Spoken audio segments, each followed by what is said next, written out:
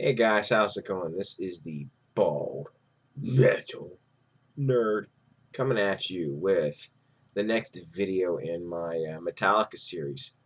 In this video, I'm going to cover their 2008 release, Death Magnetic. Now, before Death Magnetic came out, my expectations could not have been lower. Metallica had released 3 bad albums in a row, and their most recent before that had been the shit stain known as Saint Anger. So, would this album be another failed experiment or something else? Well, it is Metallica, so I, of course, was curious to hear it. Hey, look! Their classic logo is back on the album cover. We haven't seen that in a long time.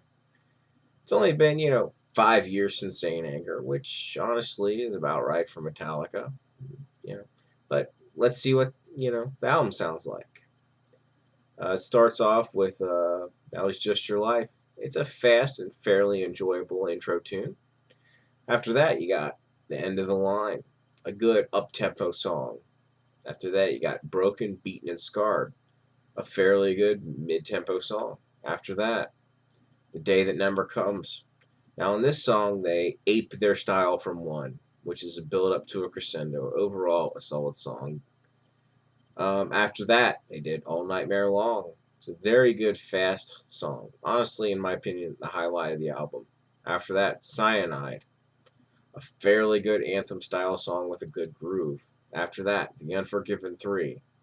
Starts with a nice piano piece, and then it goes into kind of a dark ballad. It's so much better than the abortion of a song that The Unforgiven 2 was. Not as good as the first Unforgiven, but still, it's a solid song. I wouldn't have even compared it to the other 2 Unforgiven songs if it wasn't for the damn title, as it really sounds nothing like those songs. After that, you got The Judas Kiss. It's a fairly good, fast song. After that, Suicide Redemption. It's an okay instrumental. It's not as good as the classic ones, but it still has its charms. After that, you have My Apocalypse. It's an okay way to close out the album. Now, my overall initial reaction to this album was, what the hell is this? I actually hear metal that's reminiscent of their classic albums. I'm really enjoying this album. How is this possible? Is it some sort of trickery? But basically, this album sounds like, their classic albums with elements of modern Metallica mixed in.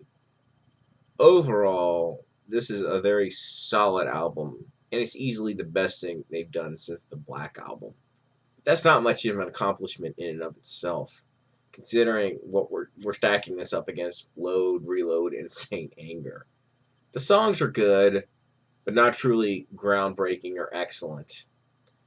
And yes, this does sound either a retread of classic Metallica or a calculated move to return to the style, since they knew that's what the vast majority of their fans wanted. And most of the songs are a bit too long. Length never used to be a problem for Metallica, as their longest songs were always epic masterpieces. And these songs honestly just need to have 1 to 2 minutes cut from most of them. But even with the flaws, this album is a huge step in the right direction for the band. And I have to give it a 70 out of 100. But there is one glaring and irritating, baffling flaw with this album. And why wouldn't it have one? It's a modern Metallica album. It seems like they all need to have at least one. And of course, I am talking about the production. Metallica either won or lost the loudest wars with this one, depending on how you look at it. The mix is so ridiculously loud on this album that there's constant clipping, which makes the Sonics sound like absolute shit. I know Metallica changed producers and partnered up with Rick Rubin, but I have no idea as to why it doesn't sound like it was produced at all. It just sounds like they recorded everything as loud and as bad sounding as possible. You don't need a high dollar producer for that. Why the mix they went with got picked is a mystery to me. Maybe they all have tinnitus so bad that they can't hear properly anymore.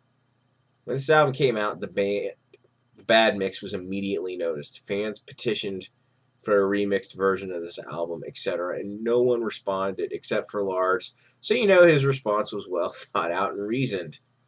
In an interview, he said, "I don't know what people are complaining about. The sound of the album, I've been listening to it in my car and it's jamming." In your car, Lars? Oh yes, there is the best place to evaluate the sound of an album. With the engine and road noise, it's an ideal environment. Have you ever heard of studio monitors?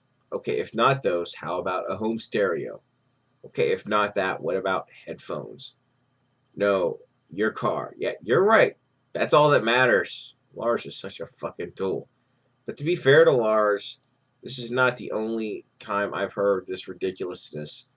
Some musicians who are talking about, the new high-res Pano service have heard it, oh yeah, in a car, great place to show off a new unnecessary audio, audio format. But I actually kind of covered that in another video already.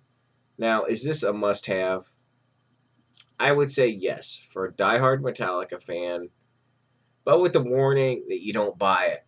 Now, I know this sounds like a contradiction. Instead of buying it, I would recommend finding the Guitar Hero 3 version of the album, as it's not brick-walled and doesn't sound like complete garbage.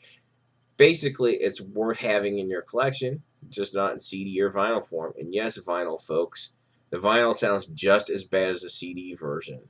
It sounds terrible too. So how would Metallica follow this album up? Well, they did something truly unique again. But before we get into that, we need to talk about an EP, Beyond Magnetic, which, I'm going to be going into next. That kind of wraps up. Oh, but before I wrap up, I just want to talk about kind of the evolution of my feeling on this album. When this album first came out, I was really, really super excited as a Metallica fan. I was like, "Oh my God, this is!" It was almost like the second coming, you know, because they actually were doing, somewhat quality metal again. And considering what they had done for such a long period of time, it was just incredible to hear this. Just absolutely incredible. I was over the moon about it when it first came out. And I know a lot of Metallica fans also felt the same way. Um, and even now, even though it's been 7 years since this thing came out, if they do something kind of in the same vein, but with maybe better execution and better production, I think whatever they do next would be really good. We'll see. Fingers crossed. Fingers crossed, but guys, don't screw this up, please.